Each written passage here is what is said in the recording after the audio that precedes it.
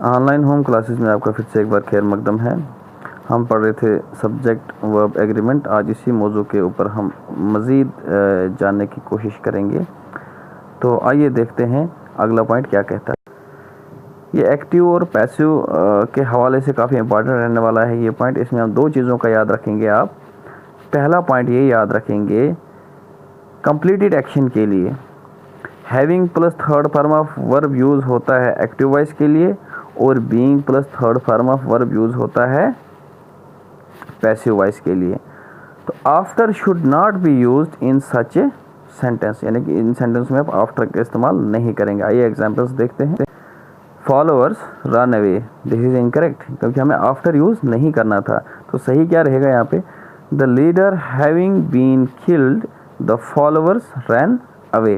तो यहाँ पे आप ये चीज़ देख सकते हैं, थर्ड फॉर्म ऑफ वर्ब लगी, तो ये सही है। तो देखते हैं अगले। Right, when there are two subjects in a sentence and they are not in the same number, we must have to use separate auxiliaries.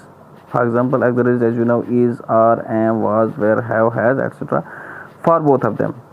Example 3, it's a typographical error. 3 killed and 1 were injured. This is incorrect. Right is 3 were killed and 1 was injured. It is not on, it is 1. typographical error हुआ है। Next थोड़ा सा typical है ये वाला point. ये इसमें यही सीखना है हमने कि अगर वर्ब की फॉर्म सेम रहती है दोनों सब्जेक्ट्स के लिए तो सिंगल वर्ब से भी काम चलाया जा सकता है। जैसे एग्जांपल हमने यहाँ पे ये देखनी है, I am 17 years old and my sister 14। It is incorrect. The right is I am 17 years old and my sister is 14। This is the correct one. तो आगे देखते हैं अब नेक्स्ट। इसको थोड़ा सीरियसली सुनिएगा आप।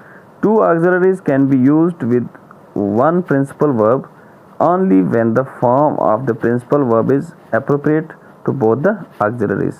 Example, he never has and never will take such strong measures. This is incorrect. The right is he never has taken, ना उसने कभी लिया है, and never will take such strong measures. This is the correct one.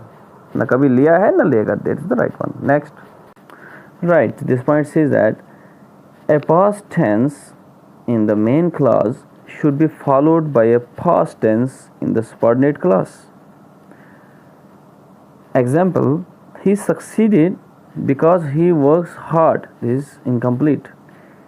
The right is he succeeded because he worked hard. ये सही है, उसने मेहनत की। ठीक, थोड़ा सा इसको ध्यान से सुनिएगा, कहीं आपको पिछले पॉइंट के साथ कंफ्यूज ना करे। A past tense in the main clause may be followed by a present tense in the subordinate clause when the subordinate clause expresses a universal truth. ठीक है, जैसे example, our teacher said that the earth moved around the sun. This is complete action. ये गलत है। The right is our teacher said that the earth moves around the sun, यानी कि चलती है। Right, this point says that an infinitive should be in the present tense unless it represents an action prior to that of the governing verb. For example, I should have liked to have gone there. ये गलत है, सही है I should have liked to go there. Gone is the perfect third form verb में आ जाएंगे तो ये गलत हो जाएगा। नेक्स्ट देखते हैं। If a gerund is preceded by pronoun, then the pronoun must be in possessive case. Example, he emphasized me going there. This is incorrect. The right is he emphasized my going there. यहाँ ऊपर एक लफ्ज़ नया आया है, what is gerund? Gerund हम कह सकते हैं, gerund is a form that is derived from verb but functions as a noun. देखते हैं नेक्स्ट। अगली एग्जाम्पल कहती है, a verb when preceded by a preposition must be a gerund. ये जेरंड फिर से आया, फिर से इसको याद रखेंगे। Gerund is a form that is derived from a verb but functions as a noun. तो एग्जाम्पल है यहाँ पे, they were punished for come late. तो सीधी सी बात है, गलत है। They were punished for coming late. यहाँ पे ये प्रोग्रेसिव है, आईएनजी लगा इसके साथ, ये सही है। टेंस में आपने ये चीज़ें सीखी थी। इस बात को ज़रा ध्यान से सुनिएगा। The simple future tense is not used in the clauses of time, इस्तेमाल नहीं होता है place and condition. Here the simple present tense is used, याद रखिए। तो I shall wait for you till you will finish your work, ये गलत है। सही है I shall wait for you till you finish your work. तो this one is correct.